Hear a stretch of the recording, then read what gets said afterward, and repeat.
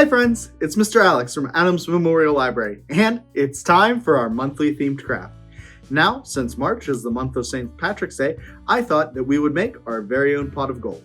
And in order to do that, you're going to want to stop here at the library and get your very own craft kit.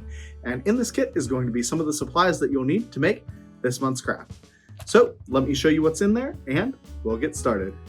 In order to make our pot of gold craft, we're going to need a paper plate, 6 different colors of yarn in the colors of the rainbow, some of these yellow beads, and then a few things from home. We're going to need a pair of scissors, a hole punch or some other way to make holes in our project, a pencil for tracing, and crayons, markers, or something else to decorate the rim of our paper plate with. So let's go ahead and gather all of that up from our kit and at home, and we'll get started making our pot of gold. For the first step of our pot of gold craft, we're going to take our paper plate as well as our pencil for tracing and our scissors, and we're going to fold the paper plate in half just like this, and then we'll make a crease. This way, everything that we cut out of the paper plate will be nice and even. On our paper plate, we want to draw a couple of things. So the first thing that we want to draw is we want to draw our pot of gold. And so in order to do that, we're just going to start right here on this inside line that we see on the paper plate. We're going to draw our pot of gold. And then we also want to draw the rim of our pot of gold as well. And the rim that we want to make it sure that it's thick enough that it will have room to punch holes to feed our yarn through. So something like this will be perfect. Then we're going to take our pencil and we're just going to extend this line here the whole way around the mark on the paper plate, because we're going to want to cut that out as well so that there's room for our yarn to hang. Now, we're going to take our scissors and we're going to cut this out. And essentially we're going to cut around this line here, but not the whole way down our pot of gold. Then we're also going to cut around the edge of our pot as well. So let's go ahead and do that.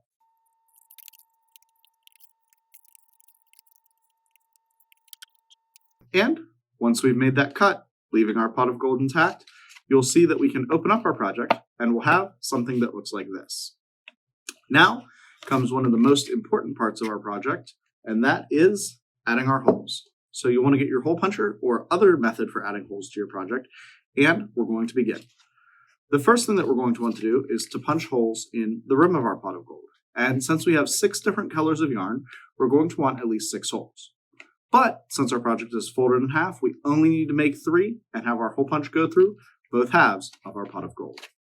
So I'm going to take my hole punch and I'm going to make 3 different holes right across the rim, all in a row, just like this. Now, however we have our holes on here, will be duplicated on the other side of our pot of gold. The next step that we're going to take is that we want to add some holes for the yarn to extend to around the rim of our project. Now, there are a couple things that you're going to want to keep in mind. We're going to have 6 different colors of yarn divided in half to have 3 on each side. And each of these 3 colors of yarn on each side of the project, we want to extend to an equal number of holes along the rim. So whatever number of holes we punch along the rim should be divisible by 3. So something like 12 or 15 holes, if you can fit them, would be perfect. I personally like to make about 12 holes. Now, in order to do that, we're going to start at the top and work our way down, because the more holes that we punch on the edge of our rim toward the bottom, the shorter the yarn is going to be, and it won't show up as well. We want our strands of yarn to be nice and long and extending to the top. So I'm going to start at the top here of our project and work our way down, punching 12 or 15 evenly spaced holes, depending on what I have room for.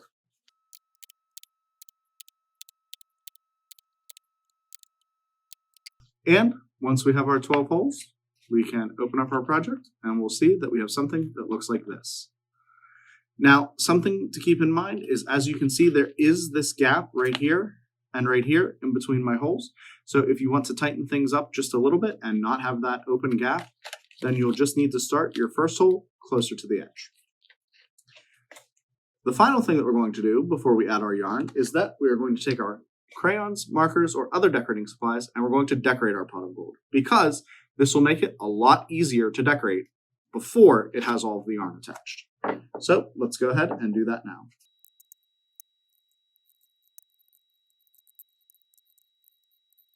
And just like that, my pot of gold has been decorated.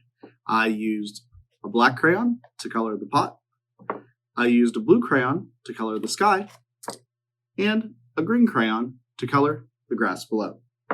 Now, some other important things to mention are that, first of all, I colored on the back of the paper plate, the side that is actually paper and not waxy.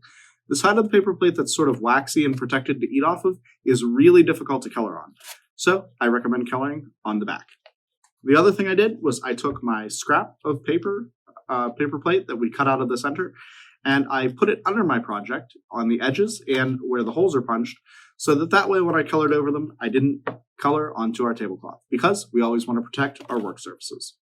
So at this point, we are ready to start adding our yarn to our project, as well as some of our beads. So we're going to get some of our yellow beads, and we're going to get our first color of yarn, which is going to be red. So there's a very particular way that we're going to want to attach these. The first thing that we need to do is we're going to take our yarn and attach it to one of the holes on our pot, just by feeding it through like this and tying a knot. Now, if you want to keep your project sort of neat looking, then you are definitely going to want to tie this off and then spin the yarn on the hole so that the ends of it are facing the back of your project. So we'll tie off our knot just like this, trim the end right here, and then go ahead and spin that around to the back of our project. Something that you'll notice is that as I feed my yarn through, it's going to start to fray a little bit, and it can make it a little bit difficult to work with. So if you find yourself facing this problem, then I suggest getting a piece of tape and attaching it to the end of your yarn to sort of protect it. And I found that that makes it a lot easier to work with. And that's a little trick that Miss Karen showed me. So now that we have our knot tied and spun to the back of our project, we're just going to take the end of our yarn and we're going to feed it through the back of our project through the first hole on the outer rim, just like this. So we have a straight line of yarn. Now that we're on the front of our project, we might want to consider taking one of our yellow beads and feeding it through just like this. That way, we'll have a yellow bead representing our pieces of gold on the front of our project. Then we're going to take our yarn and we're just going to feed this end right back through the hole that we started in.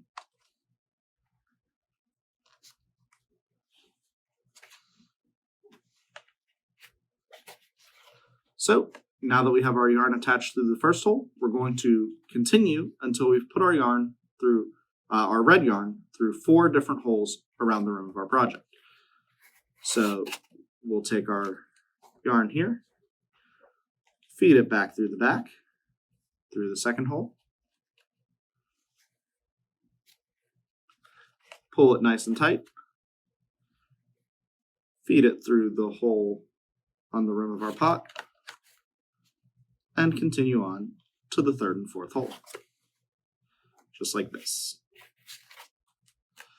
Now, again, as we are threading our yarn through our project at random points, or each of the holes if you'd like, you may want to add those yellow beads when you are on the front of your project.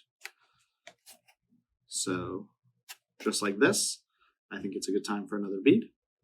So I'm going to trim off this frayed end of our yarn, or tape it off if that's what you prefer. Add another bead, and just keep going.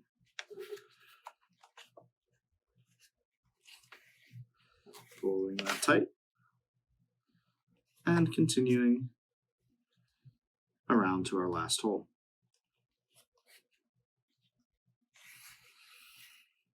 Now, once I have attached my yarn to an even number of holes, in this case I have 4 holes, and I have 1, 2, 3, 4, 5, 6, 7, 8 more holes for the remaining 2 colors on this half of the pot, so that's a perfect amount. I'm just going to feed it back through this hole on the rim of our pot one more time. And then we're going to tie it off. So we'll pull that tight, just like this, and then flip it over to the back of our project, where I can take the strand that I just finished, loop it through, and knot it off. By doing this, I'm going to secure our yarn to our pot of gold, making a complete knot, keeping everything nice and tight. And then once I've done that, I can get my pair of scissors and trim the end off. At that point, our red yarn will be complete. Now, again, you can customize this how you want it. So, for instance, I'm dividing my yarn evenly and putting the beads on every other strand, but you may want to have more red in your rainbow, or you may want more beads to represent your pieces of gold. So you could thread more beads, you could thread your red yarn through more holes on the rim of the project. It's up to you. But since I think this is a good stopping point, I'm going to flip my project over once it's been tied off, get my pair of scissors, and just trim off the remaining yarn, setting that aside. So at this point, we have one part of our project all done. We're going to make sure that all of the knots are facing the back of our project, and we're going to get our second color of yarn and continue the process, tying it off on the rim of the pot, threading it through and looping it on the holes on the rim, and adding the yellow beads for our pieces of gold as we go. Now, I'm not going to show you all of the 6 sections of yarn and attaching them to our project, but once you've done it, it'll look something like this. And I think that's pretty great. So remember, you can make your pot of gold however you like, but you should end up with something that looks like this. I want to thank everybody who joined me for our pot of gold craft today, and I think it turned out pretty spectacular. But more importantly, I'd like to see how your project turned out. So be sure to send those pictures on over to us at kids@adamslib.org, and don't forget to follow us on Facebook, Twitter, Instagram, and YouTube for updates not only about our crafts here at the library, but everything else that we're doing. And as always, happy crafting, everybody.